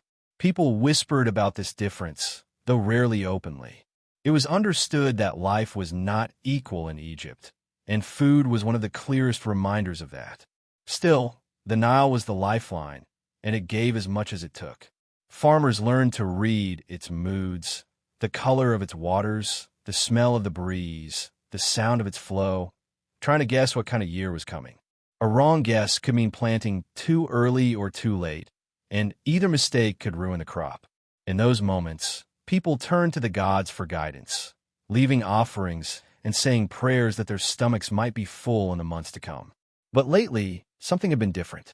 The flood had been lower than expected 2 years in a row, and whispers were spreading through the villages. People spoke of changes in the wind, in the patterns of the birds, in the taste of the water. Fishermen noticed the fish moving to different parts of the river, and farmers complained of barley that withered before it ripened. Even the priests seemed uneasy, their voices quieter when speaking of the harvest. Some said it was a punishment, a sign of anger from the gods. Others thought it was simply the way of the world, that cycles of good and bad years had always been part of life. But a few, those who spent their lives close to the land and water, suspected there was something more unusual at work. They didn't have the words for it, but they felt it in their bones. In one small village by the river's bend, an elderly farmer named Nebit watched the water from a bank. His eyes followed the slow current, his hands clasped behind his back. He had seen many floods in his lifetime, but this one felt wrong. Not bad, just wrong. The river was quieter than it should be, the surface too smooth. When he bent down to touch the water, it felt cooler than he remembered for this time of year. He didn't speak of it to the others. Not yet. People didn't like to hear bad news, and besides, there was still time before the planting. But Nebit couldn't shake the feeling that the year ahead would be harder than most. He thought of the children in the village, their small hands reaching for bread that might not come easily. And he thought of his own youth, when the taste of fresh bread, even gritty with sand, had been a joy rather than a worry. The sun was rising higher now, and the first shouts of the day echoed from the fields. Nebit straightened, taking one last look at the river. He knew that in the coming months, the talk of food, its scarcity, its quality, its very taste, would grow louder.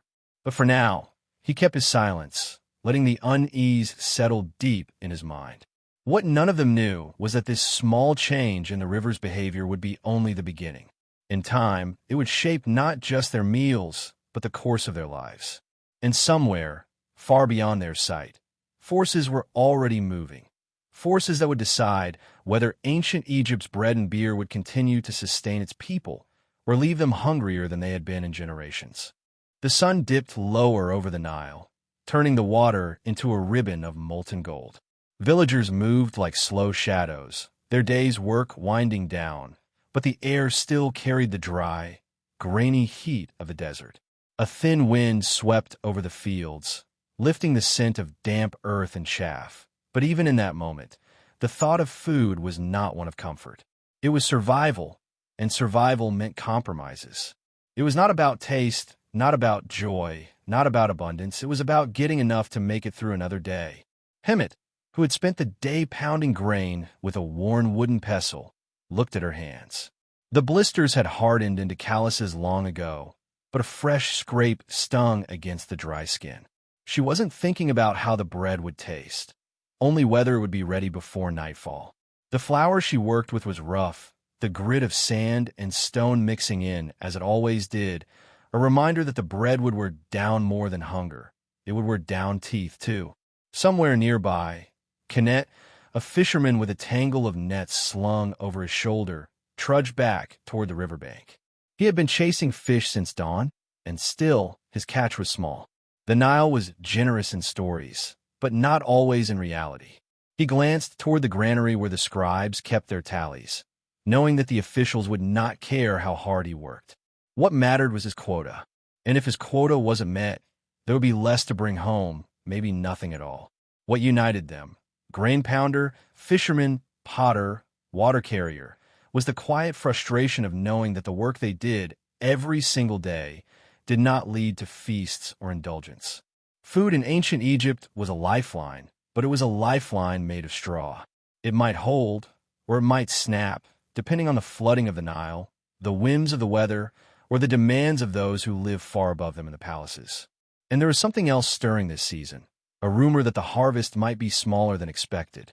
The whispers traveled in the shaded corners of the market, in the pauses between the shouting of merchants. They came from farmers who had watched the river rise late and fall too soon, from women who had noticed that the bread was already being cut thinner in the homes of those with power. No one said it out loud in the open, but the tension was there, woven into every shared glance. The smell of baking bread drifted from the communal ovens, but even that smell felt different, thinner, like the scent was stretched too far. Some said it was because the flour was already being mixed with more barley husk than wheat. Others muttered about taxes taking the best grain before anyone could touch it. Hemet knew better than to question such things openly. The last time someone had spoken too freely about the temple stores, the scribes had arrived the next day, and that man was never seen again. For now, the village lived in that in-between place, fit enough to work, but never full enough to rest easy. Kenneth still cast his nets at dawn. Hemet still pounded her grain. The potter still shaped jars that might hold barley beer for someone else's table. But they all felt it. Something was shifting, and not in their favor. The Nile glimmered under the last light, deceptively calm. It was always like this, beautiful at a distance, unforgiving up close. The fisherman knew that a sudden change in its depth could mean days without a catch. The farmers knew that a poorly timed flood could ruin everything. And yet, the Nile gave no warning, no hint of what it would take or give in the coming season. That night, as the village quieted and the stars came out sharp against the desert sky, Hemet sat outside her small mud brick home. She ate her bread slowly, not because she wanted to savor it, but because she wanted to stretch it. The taste was familiar, almost comforting in its predictability, but the crunch of grit between her teeth reminded her that comfort was not the same as pleasure. Somewhere in the dark, a donkey brayed, and she heard footsteps, too heavy for a villager's casual walk. Voices followed, low and urgent, moving toward the scribe's quarters. It was unusual for officials to visit after sunset, even more unusual for them to stay so long. Kenneth passed by her door a little later, his nets empty. He didn't stop, but he gave her a look, one that told her something was coming. Something that might explain the hushed voices in the market and the careful way people were speaking about the harvest. But for now, there were no answers. Only a growing sense that the little they had could soon become even less. The wind picked up, rattling the dry papyrus plants by the riverbank. Hemet pulled her shawl tighter around her shoulders. The smell of the Nile reached her, earthy and heavy. But tonight it carried something else too, a faint metallic tang that made her uneasy. She glanced toward the darkened horizon, wondering if the changes in the river had already begun, and if so, what it would mean for all of them. The officials' voices faded, replaced by the distant sound of drums from somewhere upriver. A festival, perhaps, for those who still had the luxury to celebrate. For Hemet, for Kenneth, and for the rest of the village, the night brought no festival, only questions that no one dared to answer out loud. And somewhere, in the silent currents of the Nile, the truth was already drifting closer. By the time the sun began to sink, the air over the Nile had taken on a heavy stillness, the kind that seemed to make every sound louder and every smell sharper. Men and women moved slowly along the dusty streets, each carrying something for the evening meal. Small baskets with onions, bunches of leeks, flat loaves of bread that had been baked that morning but already felt stale to the touch. The scent of the river clung to the air, mixed with the faint, bitter smoke of cooking fires. You could almost tell what each household was making just by breathing in, but the truth was the choices were never that exciting. Amina sat at the edge of the quay, watching fishermen unload their catch. It wasn't much, thin, bony fish pulled from the shallows, their scales dull from the muddy water. The fishermen grumbled under their breath as they laid them out in baskets, knowing the market wouldn't give them much. The best fish always went to the temples or the wealthy households. Everyone else took what they could get, and what they could get usually needed heavy salting just to last the night. She didn't need to ask why the fish looked so small this year. The river was lower than usual, the reeds more exposed, and even the birds seemed fewer in number. Some said it was just the cycle of the Nile, that the floods would return in time, bringing life back to the soil. Others muttered about greed, about how the big estates upstream took more than their share, leaving little for those downstream. That wasn't something you could say too loudly, though, not if you valued your peace. Nearby, her younger brother Hori was trying to haggle for a handful of dates, his voice rising with desperation. The vendor shook his head slowly, not unkind but firm. Dates had become precious, and even the ones with spots or soft patches were sold for more than a poor family could manage. Amina stepped in, pulling a small copper bead from the pouch at her waist. It wasn't much, but it was enough for the vendor to sigh and drop a few into Hori's hand. He looked up at her with wide eyes, the way children do when they understand you've given up something for them. She ruffled his hair and told him to keep them for later. The heat from the day still lingered, but it was starting to fade, replaced by the chill that came when the sun slipped behind the mud brick rooftops. Amina knew that if they didn't start cooking soon, they'd be eating in the dark. She glanced at the baskets they had managed to fill. A handful of onions, a small lump of barley, a few wilted greens, and the fish the fishermen had practically given away. It wasn't much, but it would have to be enough for 4 people. As they walked home, the streets grew narrower and quieter, the chatter of the marketplace replaced by the soft hiss of oil hitting hot clay pans. Every doorway seemed to hold a shadow, someone tending a fire or grinding grain. And yet, even here, you could sense the unspoken competition, the glance from one neighbor to another, as if to see whose meal might smell richer, whose bread might be fresher. It was a quiet rivalry born of scarcity. At home, their mother was already setting out the clay pot for boiling. She didn't ask what they had brought. She could tell just by looking. Her eyes flicked to the fish, then away again. They all knew what it would taste like once it was cooked, soft, salty, and faintly metallic. Still, she began to gut them without a word, her hands working quickly, as though speed might make up for lack of abundance. The barley was washed and set to boil, filling the room with a warm, grainy scent. Amina sliced the onions thin, adding them to the pot, while Hori carefully placed the dates in a small jar to keep them safe until the end of the meal. It was a simple, repetitive rhythm, one that countless families in the city followed every single night. But tonight felt different.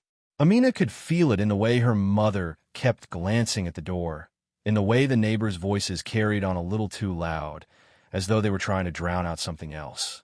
She thought back to the whispers she had overheard at the market, talk of a new order from the temple, something about changing how grain was measured and sold. If it was true, it could mean even less for the poor, even longer nights with empty bellies.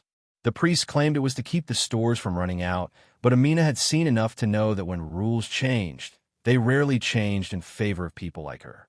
A sudden knock at the door made them all freeze. It wasn't loud, but it carried the kind of weight that made you instantly aware of everything you owned and everything you might lose. Her mother wiped her hands on her apron and went to answer it. Outside stood a man in temple linen, his head shaven, his eyes calm in a way that felt almost unnatural. He didn't step inside, but his voice carried clearly enough. "There will be an announcement at dawn," he said simply, and without waiting for a reply, he turned and walked away. The family stood in silence for a long moment after the door closed. The pot still bubbled on the small fire, filling the room with its familiar, humble scent, but it no longer smelled like food. It smelled like uncertainty. That night, Amina lay awake listening to the distant hum of the city. Somewhere beyond the rooftops, the temple stood tall and unmoving, its walls hiding the grain stores that could feed them all for months, maybe years. But tomorrow, she thought, those walls might feel taller than ever. She didn't know what the announcement would bring, but she had the uneasy feeling that it would change the taste of their meals in ways they couldn't yet imagine. And as the night stretched on, the hunger in her stomach began to mix with another kind of hunger, one for answers. And somewhere out there, in the quiet shadows between the market stalls and the temple gates, someone already knew what dawn would bring. The air inside the narrow, mud-brick home was heavy with the scent of grain dust and smoke from the small cooking fire. Manat sat on a low stool, grinding emmer wheat between two stones, her hands moving in a steady rhythm that had been passed down through generations. The coarse powder she produced would never be called fine flour. It was laced with fragments of husk and tiny bits of grit from the stone. Still, it was all they had. She blew a strand of hair from her forehead, her mind replaying the whispers she'd overheard in the marketplace that morning. Rumors about the latest batch of grain coming in from the south. People said it was full of mold, but that the scribes had marked it as fit for the workers anyway. Her husband, Pahiri, ducked inside, his linen kilt covered in a fine dust from unloading baskets at the granary. He leaned against the doorway for a moment, watching her work. His eyes carried a tiredness that went beyond the day's labor. "The overseers are pushing harder," he said quietly. "They want more bread for the workers building the new temple." "But the grain," he trailed off, shaking his head. Manat didn't need him to finish the thought. They'd both tasted the bread from last week's rations. It had a bitter tang, the kind that stayed in your mouth long after you swallowed. She reached for a clay jar of water, pouring just enough into the flour to make a stiff, dry dough. It wasn't enough to soften the hardness of the bread, but water was precious, and every drop had to be used carefully. In the distance, the sound of a temple gong echoed across the settlement, signaling the end of the midday rest. Manat's heart tightened. She knew what that meant. Inspectors would soon be making their rounds. They always checked the bread ovens, making sure the loaves destined for the upper-class households were perfect, while those for the workers were barely edible. The unfairness of it all had been gnawing at her for months. Pahiri stepped closer, lowering his voice even more. "I saw something today, in the storeroom by the docks. There's a section of grain sacks set aside, guarded by soldiers. Not for the temple, not for the market. I think it's being taken somewhere else." His tone carried a mix of suspicion and fear. Manat's hands froze in the dough. "Somewhere else? Who? I don't know," he admitted. "But I heard one of the scribes mention the governor's name, and something about foreign traders." She felt a rush of unease. In their world, food wasn't just sustenance. It was currency, control, and power. If the grain was being diverted, it meant someone was tightening their grip over who ate well and who starved. It wasn't just about bad bread anymore. That evening, as the sun slid behind the date palms and the sky turned to dusky gold, Manat carried her misshapen loaves to the communal oven. She could feel the heat from the kiln-like structure before she even reached it. The smell was a strange mix of baking bread and smoke that clung to the air. Other women were already there, chatting in low voices, their faces drawn from long days of work. One of them, A sharp-eyed woman named Suddy glanced at Manat and murmured, "Be careful tonight. The overseers are in a foul mood." Someone told them a worker complained about the bread rations. Manat didn't answer, but her mind immediately leapt to Pahiri. Had he spoken too freely? Had someone overheard his suspicions about the grain? She tried to shake off the thought, focusing instead on sliding her loaves into the oven. But her unease grew when she noticed two men in fine linen standing a short distance away, their arms folded as they watched the women work. They weren't from the workers' quarter. That much was clear. The way they carried themselves, the way they didn't speak, they were here for a reason. As the loaves baked, the sky deepened into a purple twilight. Manat could feel the men's gaze on her, though she avoided looking directly at them. When she pulled the bread from the oven, she saw them step forward, speaking quietly to Suddy before turning their attention toward her. One of them, tall and lean with a thin mustache, asked, "Where did your husband work today?" Manat's throat tightened. "At the granary, like always," she replied carefully. The man nodded slowly, his eyes lingering on her for a moment before he turned away. No threat was spoken, but the warning was clear in the silence that followed. That night, Manat and Pahiri ate in near darkness, their only light a small oil lamp flickering on the floor. The bread was hard, the crust tough to break, and the center dense with unground husk. They chewed in silence, both lost in thought. Finally, Pahiri broke the stillness. "If we're not careful, Manat, we'll end up on the wrong side of this." She looked at him, seeing the tension in his jaw. "And if we do nothing?" she asked softly. He didn't answer right away, but the fear in his eyes was enough. Outside, the night was quiet except for the distant sound of the Nile's slow current. Somewhere in the dark, a temple gong rang again, softer this time, almost like a heartbeat. Manat couldn't shake the feeling that something was building, just beneath the surface, something bigger than bad bread, bigger than the moldy grain and the hidden storerooms. The pieces didn't yet fit together, but she could feel the pull of it, like the river before a flood. And deep down, she knew that if they didn't find the truth soon, they might never get the chance. The moment everyone thought things couldn't possibly get worse, a new problem crept in quietly, like the desert wind at night. The already dwindling grain stores had somehow begun to disappear faster than expected, and no one could figure out why. It wasn't the rats this time, at least not entirely. The scribes swore their records were correct, the workers at the granary swore they were honest, but the math simply didn't add up. Every morning, fewer sacks remained than the day before, and tension in the town thickened like stale barley porridge. Nefra was the first to voice what others were already whispering. Someone was stealing food. But the real shock came when rumors spread that the thief wasn't some desperate farmer or servant. It might be someone high up in the temple, perhaps even someone connected to the grain priests. In a place where the gods were supposed to watch over every loaf and jug, such an accusation was like spitting on the very steps of the shrine. It planted suspicion in every conversation, and even friends began to watch each other's hands more than their faces. Tarek, who had been trying to keep spirits up, found himself drawn into the matter almost against his will. People trusted him.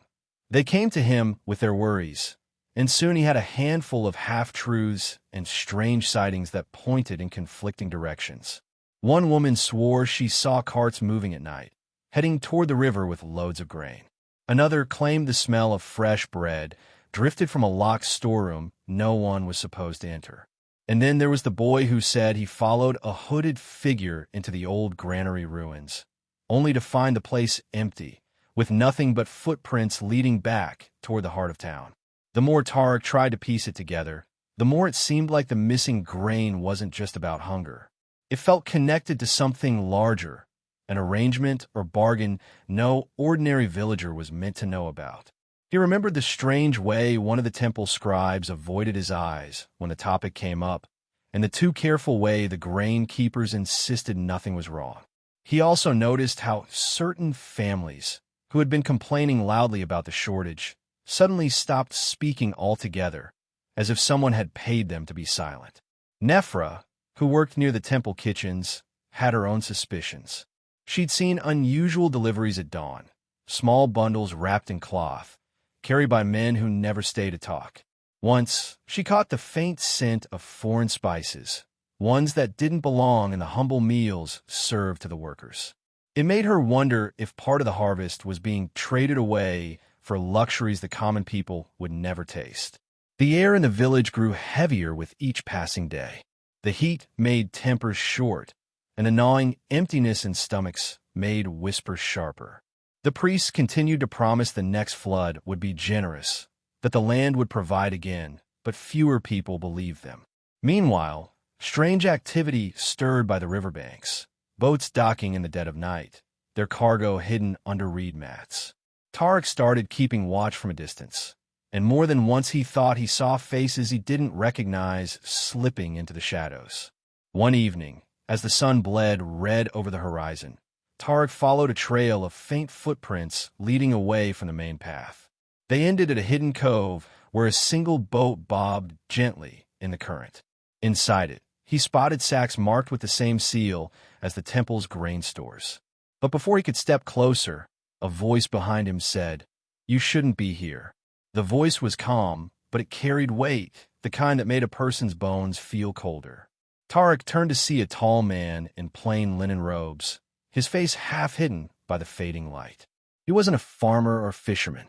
His hands were too clean, his posture too straight. Something in the man's gaze told Tarek that whatever was happening here wasn't just about food. It was about power, influence, and maybe even the gods themselves. Back in the village, Nefra was having her own uneasy encounter. While tending the ovens late at night, she heard muffled voices behind the kitchen wall. She pressed her ear to the cool stone and caught fragments of conversation. Talk of keeping the supply routes open and the final delivery before the inspectors arrive. When the voices faded, she peeked outside, just in time to see two figures disappear down the alley, carrying something heavy between them. Over the next few days, both Tarek and Nefra began noticing more signs that this was no small theft. Whatever was being moved was leaving the village and not coming back. The people in charge didn't want questions, and those who asked too many risked finding themselves shut out of the already thin food distribution. One family suddenly left their home without explanation, leaving behind only a half-eaten meal and a locked chest no one dared open. Then came the strangest sign of all, a set of carvings discovered near the old storage pits. They were fresh, etched into the stone with deliberate care.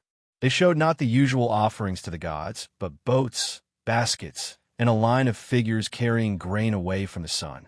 Some said it was just a warning about famine, but to Tarek it looked like instructions. Someone was sending a message, though who it was meant for and why remained hidden. The festival of Ra's journey was only a week away, and with it, more outsiders would pass through the village. If the stolen grain was leaving in secret, this would be the perfect cover to move even more. Tarek knew he had to decide whether to act or stay silent, but every path seemed dangerous. Nefra warned him that if they pushed too hard, they could be accused of blasphemy or treason, both of which carried punishments worse than hunger. Still, the thought gnawed at him like the rats in the empty sacks. If the theft continued, there might be nothing left when the real famine hit. And if that happened, the village wouldn't just starve, they'd turn on each other. What neither of them realized yet was that the missing grain was just the surface of a deeper plan, one that reached far beyond their little stretch of the Nile. The men on the boats, the secret conversations in the kitchen, the carvings in the stone, all of it was connected to something older, something that had been set in motion long before either of them was born. And now, without knowing it, they were standing in the middle of it. And the man in the linen robes? He wasn't going to let them walk away without choosing a side. A few days later, the wind shifted over the Nile, bringing with it the sour tang of something rotting upstream. Nefra had smelled bad food before, bread gone moldy in the heat, fish left too long on a reed mat. But this was sharper, heavier. She stood on the riverbank, watching the barges come in, their loads covered in fraying linen tarps. Traders from upriver unloaded sacks and baskets, each one smelling faintly of decay. The merchants tried to wave it off, swearing the grain was perfectly fine, but their eyes darted nervously, as if they feared more than losing a sale. Hori, meanwhile, had been busy sneaking into a storehouse near the temple district, convinced that someone was tampering with supplies before they even reached the markets. He returned that evening, hands smelling of barley dust, with a strange piece of evidence, seeds that were darker than they should be, almost black at the tips, as though they had been burned. "These were hidden in the grain sacks," he whispered, showing Nefru under the flickering light of an oil lamp. "They're not normal. Whatever's mixed in, it isn't food." Nefru felt her stomach twist. This wasn't just about poor harvests anymore. It was about deliberate interference. But why? Who would poison or ruin the food of their own people? It didn't make sense, unless the goal wasn't to starve them, but to control them. She remembered whispers she'd heard in the market from women kneading dough. Something about the temple scribes rationing bread for the will of the gods. What if the gods had nothing to do with it? One evening, she decided to follow one of the temple runners, skinny boys who carried grain ledgers and tallies between the storehouses and the priests. Keeping to the shadows, she watched him slip through a side gate that led into a courtyard lined with statues. The air there was heavy with incense, and the faint pounding of grain mills echoed in the background. But the scent of baking bread was missing. Instead, she caught that same sour, metallic odor she'd smelled at the river. Inside, in a low-lit chamber, she saw what made her blood run cold. Large clay vats sat open, filled not just with grain, but with a strange, powdery mixture that stained the workers' hands gray. They poured it into the baskets headed for the markets, their faces blank like they'd done this so many times it no longer felt strange. A priest, robed in gold and white, stood overseeing the work, occasionally dipping his own hand in the mixture and tasting it like a baker checking dough. Nefru's chest tightened. This wasn't an accident. This was an order. Hori's investigation deepened when he started speaking with fishermen who claimed the fish in certain stretches of the river had a bitter taste, as if the water itself was sick.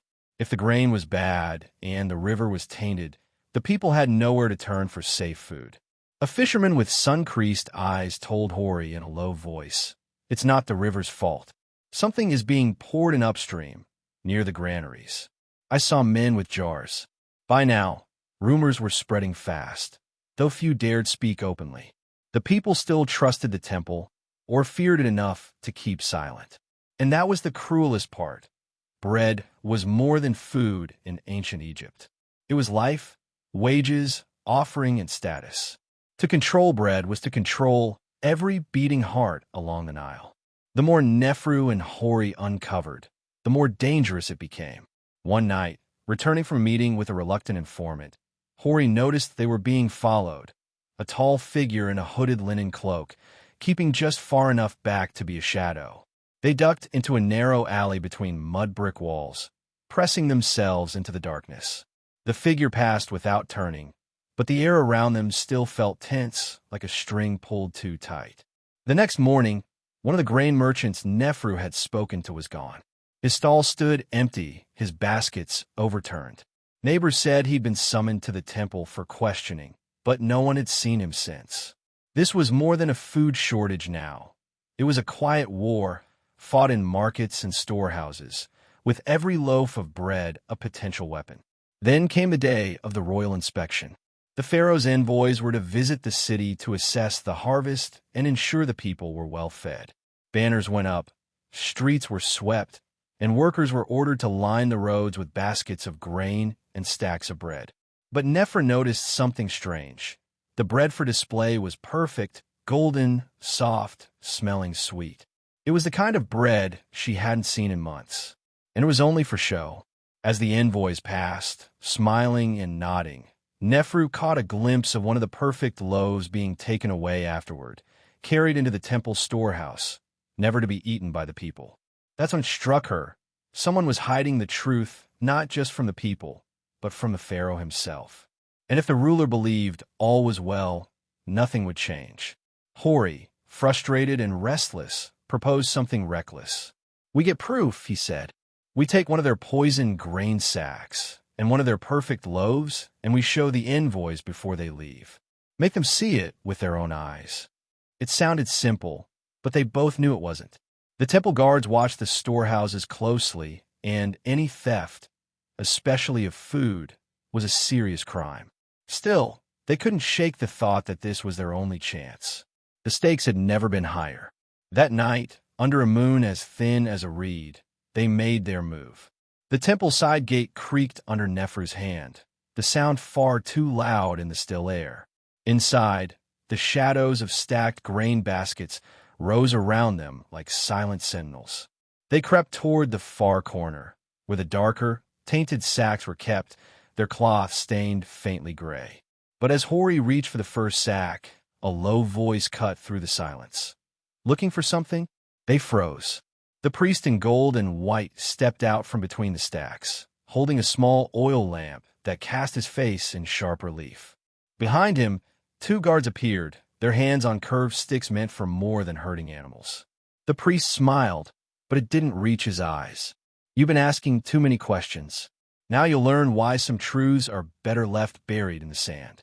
The guard stepped forward, and the air in the storehouse seemed to close in. Nefer's mind raced, not just with fear, but with the weight of everything they'd seen. The poisoned grain, the empty stalls, the perfect bread hidden away. She had the feeling that whatever happened next would decide not just their fate, but the fate of the entire city's food supply. And then, something moved in the shadows behind the priest. The air felt heavier now, as if every breath carried the weight of what was about to happen.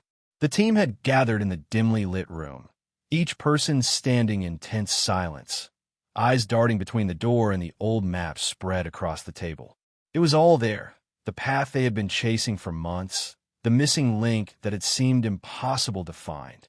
Every unanswered question, every half-truth, every late-night lead had converged into this one moment. But no one moved yet. It wasn't fear that held them in place. It was the knowledge that once they stepped forward, there was no going back.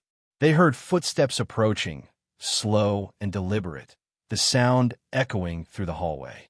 A shadow passed by the frosted glass pane, and then the door swung open. The person standing there wasn't who they expected. For a split second, no one spoke. It was someone who had been thought gone for good, someone who had vanished early in the investigation without a trace. Their sudden return shifted the ground beneath everyone's feet. "I know where they are," the voice said, steady but tinged with exhaustion. "But you're not going to like how I found out." The confession drew them closer, leaning over the table as if proximity could reveal more. The returning figure slid an envelope forward. Inside were photographs, grainy, black and white images of a remote location. Each picture seemed to carry its own story, a quiet menace in the way the shadows bent and the angles caught unfamiliar landmarks. The setting matched none of their earlier intel, which meant every assumption they'd made before now had to be reevaluated. It became clear quickly that the location wasn't just a meeting place, it was a trap. But the evidence was too compelling to ignore. They couldn't back away, not when they were this close. Plans were formed with the precision of people who knew the stakes intimately. They'd split into two groups, one to approach from the outside and the other to make contact inside. Every step had to be calculated, every second counted. The night was darker than expected, the moon obscured by restless clouds. As they neared the site, the terrain became uneven, forcing them to move slower. The sound of water trickling nearby was the only break in the silence. Then, just as the first team reached the perimeter, a figure emerged from the shadows ahead, someone they thought was an ally. But their stance, their tone, everything about them had shifted. "You shouldn't be here," they warned, voice low. "You're walking into the wrong story." It wasn't a threat, not exactly, but it was enough to make everyone pause. And in that hesitation, the truth began to surface, not in a sudden burst, but in a slow, dawning realization. The betrayal had been woven in from the beginning, hidden behind moments of help and misdirection, so subtle no one had questioned them. They weren't here to stop the conflict. They were here to control it, to make sure it ended in a way that served them alone. The confrontation that followed was sharp and fast. Words turned to action, and the silence of the night shattered. Inside, they found what they had been searching for all along, a room lined with files, photographs, and records. It was proof, undeniable and complete. But as they gathered it up, alarms blared through the walls, and the trap finally sprang. In the chaos, a choice had to be made: escape with part of the truth, or stay and risk everything for the full story. And just when it seemed they had no choice but to flee, the returning figure from earlier stepped forward again, revealing the final twist. They hadn't just brought the photographs. They had been working inside the trap all along, dismantling it piece by piece so the team could take everything. They left with more than they expected: names, locations, connections they didn't even know existed. But as they drove away under the still clouded sky, there was no celebration, no relief. Because the last page of the file contained something no one had anticipated: a date marked in red ink, only weeks away. It was over, and yet it wasn't. The sound of the rain outside had grown heavier, drumming against the roof like a heartbeat that wouldn't let anyone rest. Inside the dimly lit room, the air was thick with everything that had been building for days: fear, anger, and the desperate hope that they might still make it out of this. Sarah's voice was steady, but her hand shook as she placed the final set of documents on the table. "This is it," she said, glancing between Daniel and Mark. "Once we hand this over, there's no going back. They'll know it was us." Daniel leaned back in his chair, his eyes fixed on the papers, but his thoughts somewhere else entirely. He knew the truth in Sarah's words. This wasn't just about a file. It was about dismantling something that had been untouchable for years. The risk wasn't abstract anymore. It was standing in the corner of the room, silent and invisible, waiting for the first wrong move. Mark stood, pacing in slow circles. "We've come this far. We've risked everything. But if we make the wrong choice now, it's over, not just for us." His voice caught for a moment, and Sarah noticed. Mark had always been the one to push forward no matter what. But now, he was hesitating. That alone told her how dangerous this final step was. Daniel finally spoke, his tone low but sharp. "We're missing something. They've been ahead of us every step of the way. Even when we thought we had them cornered, they were already 2 moves ahead." He pushed the papers toward the center of the table. "What if that's still the case? What if they want us to hand this over?" The idea sat in the room like a shadow. Sarah frowned. "Why would they?" Daniel's jaw tightened. "Because it's not the real truth. It's the version they want us to expose, so they can bury the rest." For a long moment, no one spoke. Outside, the wind rattled the windows, as if urging them to make a decision. Mark stopped pacing and looked directly at Daniel. "If you're right, then we've been played since the start." Sarah's chest felt heavy. She looked at the documents again, searching for something, anything, that might confirm Daniel's suspicion. Then she saw it. A small, almost invisible mark in the corner of one of the pages. It wasn't there before. Her stomach dropped. "Someone's been inside our safe," she said. The words felt like ice on her tongue. "This isn't our copy." Daniel's eyes went dark with realization. They knew we'd get this far. They've been controlling the endgame. The room erupted into quiet chaos.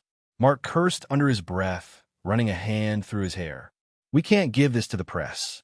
Not like this." "Then what?" Sarah demanded. "If we hold on to it, they'll come for us.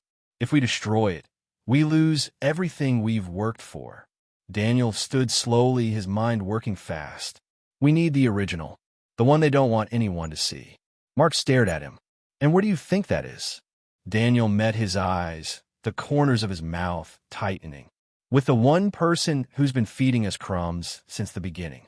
And I think I know where to find them." It wasn't a plan yet. It was a gamble. But they didn't have time for anything else. They gathered what they could, moving quickly, aware that each passing second felt like it could tip the scales against them. By the time they stepped outside, the rain had turned to a cold, biting drizzle. The streets were nearly empty, and the glow of the street lamps turned everything a dull gold. Daniel led the way, his steps quick, as if the ground behind them might crumble if they slowed. They reached an old warehouse at the edge of the city, its walls covered in peeling paint and rusted metal. The place looked abandoned, but a faint light glimmered through a crack in one of the boarded windows. "This is it," Daniel said, his voice barely above a whisper.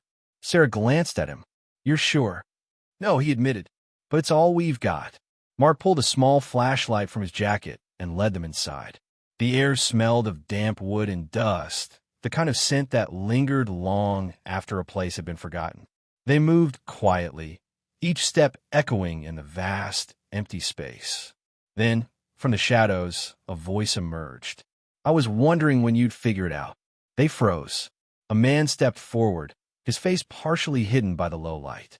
He looked older than they remembered, but his eyes still had the same sharpness. "You have it," Daniel said flatly. The man tilted his head. "Not here. And if you want it, you'll have to decide how far you're willing to go. Because once you see it, there's no pretending you didn't." Sarah stepped forward. "We're already in too deep. Just show us."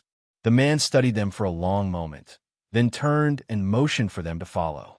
They wound their way through the warehouse until they reached a locked room at the far end. With a key from his coat, the man opened it, revealing a single metal case on a table. Inside was a thin folder, its cover marked with a symbol none of them recognized. He slid it across the table toward Daniel. "This is the truth. All of it." Daniel's hands hovered over it. He could feel the weight of the choice pressing down on him. Opening it would change everything. Not opening it might keep them alive. But he opened it anyway. What he saw inside made his breath catch. Names, dates, hidden accounts. Proof so complete it could dismantle the entire operation they'd been chasing. But there was something else, something none of them had expected. A list of people connected to the operation, and near the very top was a name Daniel knew better than anyone. Sarah's. The room seemed to tilt. Sarah's face went pale as her eyes locked on the page. "That's a lie," she said quickly, but her voice trembled. The man stepped back into the shadows. "Truth is messy. Sometimes it catches people you don't expect."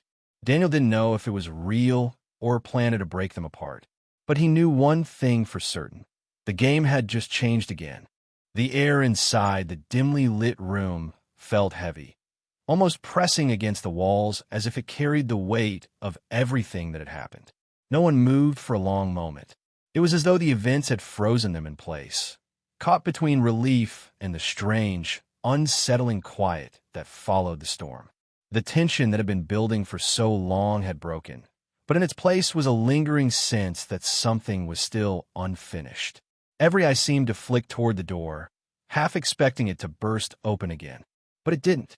The only sound was the slow, uneven breathing of those who remained. They looked at one another, each person searching for signs, for some shared understanding of what they'd just gone through. Words didn't come easily. Some had tears in their eyes, others were still too stunned to speak. The sense of danger had passed, but the fear had left its mark. One by one, they began to collect themselves, moving slowly, almost cautiously, as if sudden movements might somehow bring the chaos back. In the corner, someone was quietly packing up papers, sliding them into a worn leather folder with deliberate care. Across the room, another was staring at the floor, lost in thought, replaying every choice, every word, wondering if something could have been done differently. That question hung over everyone like a shadow. What could we have done better? Nobody wanted to voice it out loud, but it was there, unspoken yet present in the way they avoided each other's eyes. Outside, the world seemed deceptively calm. The streets were quiet, the faint hum of a car passing now and then, but nothing like the noise and urgency from just hours earlier. It almost felt wrong that life could look so normal after what had happened. A few of them stepped out into the cool night air, taking deep breaths as if trying to clear their heads. Some clutched small notebooks or folded slips of paper, things they hadn't dared let go of during the chaos. Those notes held answers, proof, and maybe even the seeds of the truth that had been so hard to find. Back inside, someone finally broke the silence. Their voice was low but steady, carrying the weight of experience and the fatigue of the last few days. They spoke of what came next, not in sweeping plans or bold promises, but in careful, deliberate steps. Every detail mattered now, because even though the main conflict had reached its breaking point, the ripple effects were still moving through the room like invisible waves. And then it happened. Just when they thought the worst was behind them, a new piece of information surfaced. It came in the form of a quiet knock on the door, followed by a face none of them expected to see again. The moment that person stepped inside, the air shifted. Whatever they were carrying, whether it was news, proof, or something far more dangerous, it was clear that it would change everything they thought they knew. The twist wasn't loud or dramatic. It was subtle, almost understated, but it hit with the force of something they hadn't prepared for. Eyes widened. A few people instinctively straightened in their chairs, sensing that the calm they'd been trying to settle into had just been shattered. The newcomer's voice was quiet but sure as they laid a single document on the table. It wasn't thick or elaborate, just a single page, but the look on everyone's faces made it clear that this was no ordinary paper. It confirmed some fears and erased others, but more importantly, it suggested that the truth was still only partly revealed. That was the thing about moments like this. They didn't end neatly. Even when a resolution came, it was rarely final. There were always questions that lingered, choices that had to be faced, and consequences that reached further than anyone expected. In the days that followed, the people in that room would go their separate ways, each carrying a piece of what happened with them. Some would keep searching for the full truth. Others would try to move on, but none of them would ever see the world quite the same way again. And as they stepped back into the quiet night, the sound of their footsteps fading into the distance, there was a sense, half hope, half unease, that this chapter was over. But somewhere, unseen and unheard, the next one was already beginning. The street felt strangely calm now, as if the chaos of the past days had been swallowed up by the night. The sound of distant traffic hummed like background noise, almost unreal after everything that had happened. People who had been at the center of it all now stood still, no longer moving with panic or urgency, but simply breathing, trying to process that it was over. Faces once lined with tension slowly softened, though the weight of what had been revealed would not disappear easily. The air still carried that strange mix of relief and exhaustion that comes when danger is past, but the mind hasn't yet caught up.